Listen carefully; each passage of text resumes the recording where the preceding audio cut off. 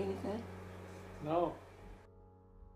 My name is Therese Armstrong.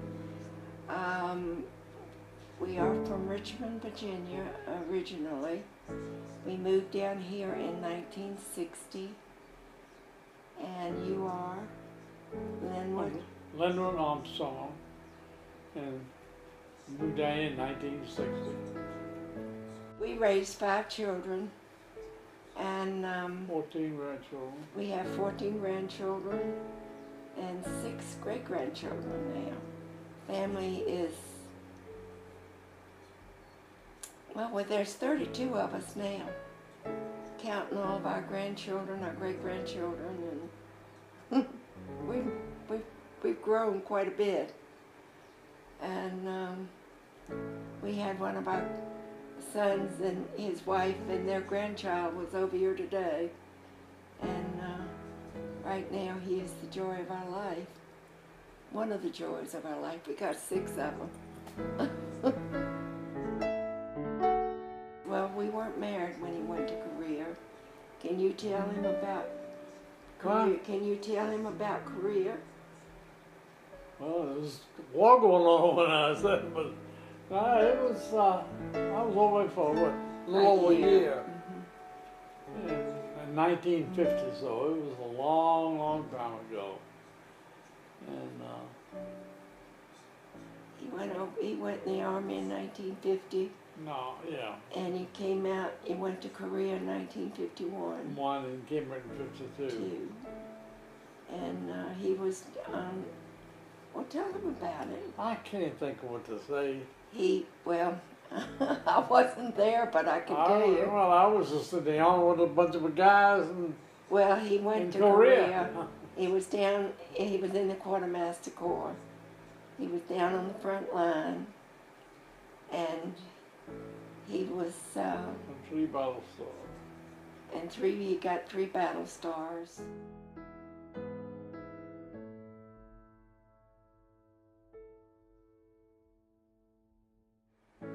When we were first married, before we were married, the priest said to us, never go to bed mad. And we have never gone to bed mad. And we've had some difficult times in our life. I have almost died several times with carrying my children, delivering my children. But things like that, and I guess we just, I don't know what. You know, it's just everyday things that come up, and it's hard to remember. Gotta remember, I'm 86 years old. It's been a long time since those things happened. And my favorite memories was raising my children. I just... Yeah, what, 5 children I have 14 grandchildren. Well, he knows that, sweetheart. Oh, yeah, see, this is what I was afraid. All right. And, but we had lots of fun. Went to the beach, and my kids were always full of fun too. We laughed a lot, and we've cried a lot too. But, honey, We had a good life. We've had a good life, that's for sure. And my faith is the most important thing in my life. And I don't know what, like I say, now when I was your age, I didn't really, believe that hard until something happened to me and I almost died. And then I realized how important, that's when Christ came into my life. And he's been my mainstay since I was in my early 20s. And my appendix ruptured, I guess I don't know if this is what you would be interested in, but my appendix ruptured when I was 5.5 months pregnant with my first child, and I almost died. I was in the hospital. It took 8 hours took them 30 minutes to find my appendix, and I was in operating room for quite a while. And I know I was in the hospital for over 30 days, and she was born a happy little girl, and we both ended up, and it's just, we've had a lot of tragedy in our life. That happened, and then when my daughter was 18, we discovered she was a very brittle diabetic, and we had to get through things like that, and mostly, but we've had some happy times too, believe it or not. And, you know, I've always come up smiling. I feel like I'm a very strong person, and I raised 4 boys, so I had to be kind of strong to do that. And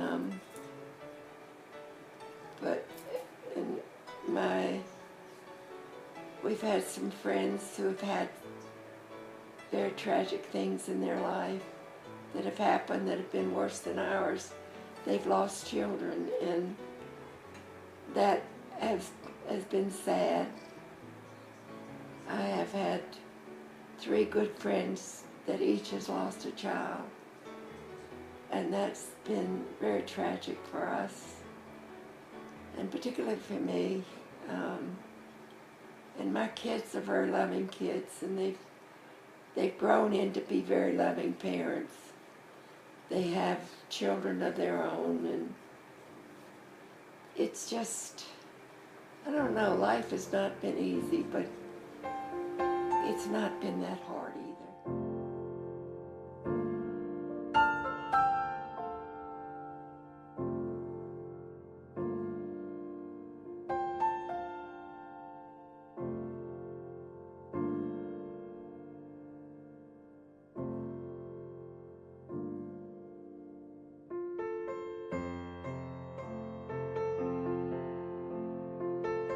My name's Lisa Hubbard, and I'm here with my husband Larry.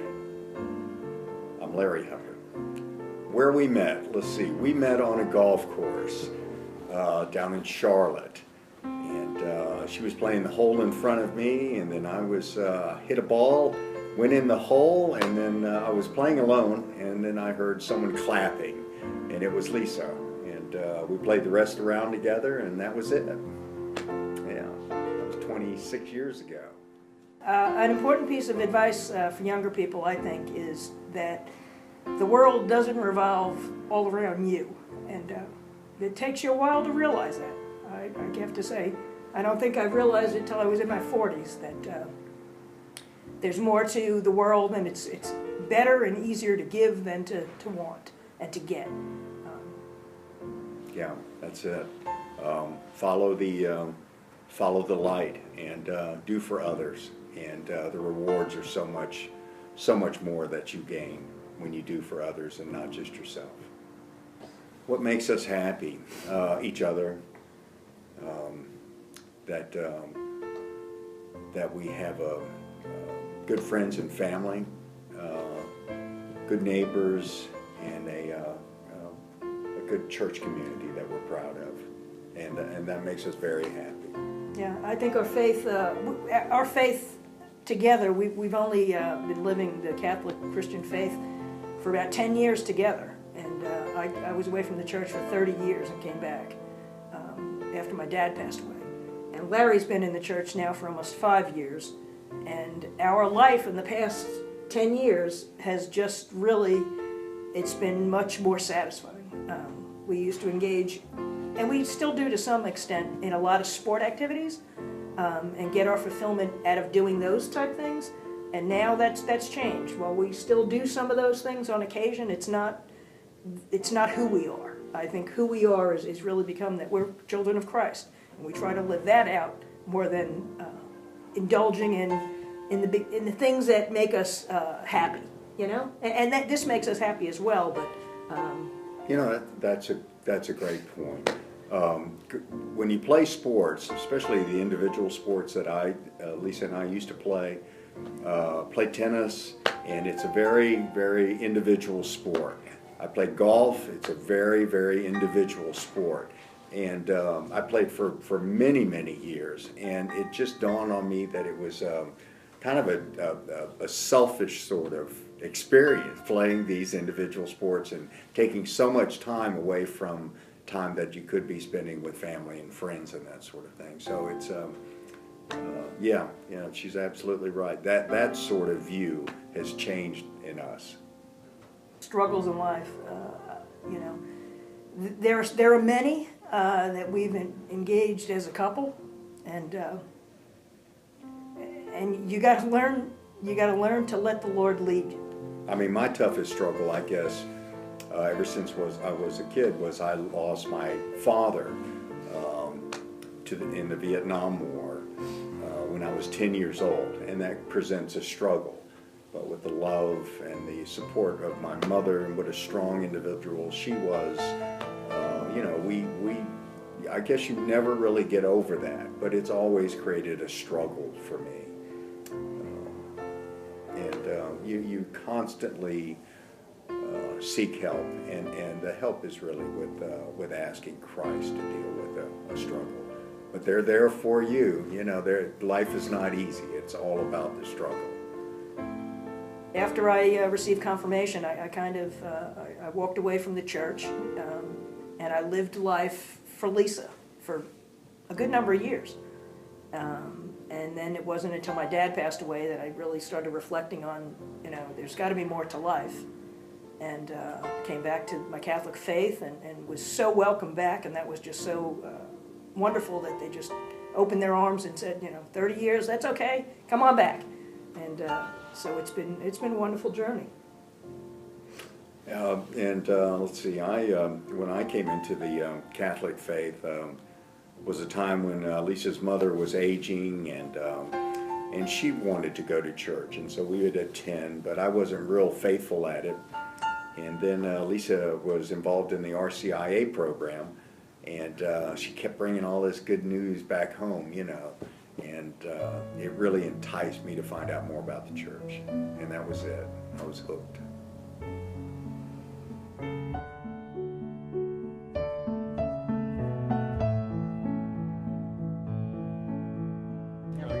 I'm very hard of hearing. I'm 97 years old. I lived most of my life in New York. I moved here when I came to live with my son after my husband died, and my boys moved away and I was all alone in New York, so I lived with my son and daughter-in-law in their house for a while. And then I decided that it was easier for everybody if I came to a place like this, because they were limited as to leaving me alone, and everybody's happier with me being taken care of here. An event that changed my life? Well, moving here changed my life. My husband dying changed my life. I've lost 2 of my children. I only have 1 left. That has changed my life considerably. You have to learn to live with what life hands you.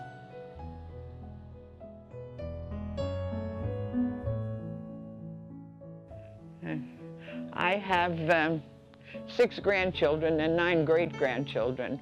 My oldest grandson is in his 2nd year of college. So we've always been a pretty close family. I never had any daughters, but I have 2 absolutely wonderful daughter-in-laws. They couldn't have been better if they were daughters. As a matter of fact, they are better than daughters sometimes. I have developed some very good friends here, and that is very important, because you have to live with people your own age, primarily. You don't fit in living with younger people. I don't find that. Not that they ever were any problem or that they felt that I was any problem. I just felt it was easier for everybody. My son and daughter-in-law can come and go as they wish. They have 3 children, and one lives in Texas, one lives in Georgia, and one lives in Pennsylvania. So they take off on visits all of a sudden, which they couldn't do if they had to depend on taking care of me. And basically, what I'm getting is try to do as much for yourself as you can. And if you help others, you're helped more than you're helping them. It gives you a satisfaction in life. Everything in your life is important. And how do you say this is more important than this? They all have their place in your life. Your friends, your family.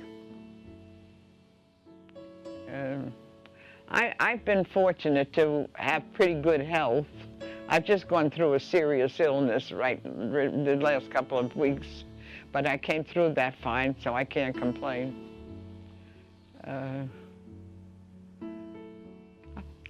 I don't know. I've just tried to live each day as I think it should be lived. Life is beautiful, but it's got its problems, and you have to learn to cope with them. What is it? What do they say? Something about the punches. What's the saying? I can't remember it. I do forget things. I will eventually remember them, but I'm not as, my mind is not as keen as it used to be, but that's understandable. I don't need much to make me happy. I am the oldest in my family. I'm the only survivor. My 4 brothers and my sister have all died. All of my in-laws have died. And I wonder why God is keeping me here. I got involved in something recently, and I'd like to share it with you. I make prayer squares, and if you can get one of them here, get this thing. And how I got involved in it, my daughter-in-law was in a shop, and she came across one of these, and they charged $6 for it. And she looked at it and she says, my mother-in-law can make this. The very first one that I made, one of the caretakers here was having knee surgery. And I gave it to him for his knee, to help him through his recuperation of his knee surgery. He met another caretaker in the hall and showed it to her. And she said to him, I must have one of these. My mother is terminal, and I want to give her one. Carl, being Carl, took his and gave it to her, knowing I would replace it. I met the woman about a week afterwards. I met her after her mother died. And she said, you have no idea the comfort that this little square gave to my mother, and I buried her with it. That was my first one. And there were stories all over the place. I have a granddaughter, well, my grandson's wife, who is a director of the school in the church where she goes, and the grievance minister there, I've made hundreds for him to hand out to sick people. The minister that comes here on Sundays, I give it to him because he visits sick people, and they give him, and it's amazing. It costs me nothing except a little effort and a little bit for yarn, and it's been my salvation.